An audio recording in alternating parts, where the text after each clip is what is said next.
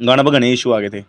खेसारी का इशू भी था कि भाई खेसारी वहाँ पे बॉन्ड है, ये है वो है, मतलब उन घने बहाने मारे कि ये गाना नहीं आवा है हमने इस मामले। और इससे डरते 3 गाड़ी लेके गए थे हमने बेरा था, काम होना 3 गाड़ी हम लेके गए थे। हम कम से कम 10-12 जने थे, बस अब गलती होगी अपने हिसाब से लिख दिया हम। आगे पीछे बात भी आपने और मैंने बताई जब भी हमको भाई ये बात। खेसारी लाल यादव और सपना चौधरी का मटक मटक सॉन्ग हुआ यूट्यूब से डिलीट। और दोस्तों डायरेक्टर और सिंगर पर हुआ जानलेवा हमला। तो क्या है खबर की पूरी जानकारी बताएंगे हम आपको पूरे डिटेल के माध्यम से।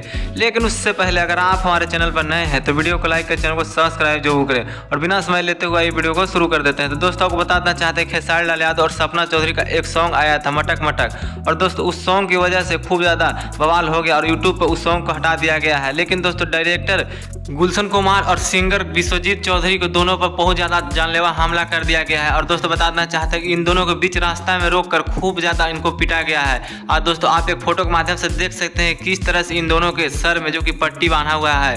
और दोस्तों इन दोनों को खूब ज़्यादा मारा गया है, वो भी इस सॉन्ग को लेकर। लेकिन दोस्तों आपको बताना चाहते हैं कि यह कहीं ना कहीं इस सॉन्ग के पीछे खेसारी लाल यादव जी का इस तरह से भूमिका को देखकर खूब ज़्यादा कोई ना कोई खेसारी लाल यादव जी का ही फैन पीटे होंगे या फिर उनके ही कोई दुश्मन होंगे। लेकिन दोस्तों आप क्या कहना चाहेंगे, क्या इस तरह से इन दोनों को पीटना क्या सही रहेगा या फिर गलत? लेकिन दोस्तों खेसारी लाल यादव जी का अभी तक कोई भी बयान नहीं आया है। लेकिन आप सोच सकते हैं कि इस तरह से उन दोनों डायरेक्टर और सिंगर को पीटना कहीं ना कहीं एक ठीक बात नहीं है। लेकिन दोस्तों इस पर अभी खेसारी लाल यादव का कोई भी बयान नहीं आया है। लेकिन दोस्तों आप क्या कहना चाहेंगे, आप अपने कमेंट बॉक्स में जरूर बताइएगा दोस्तों।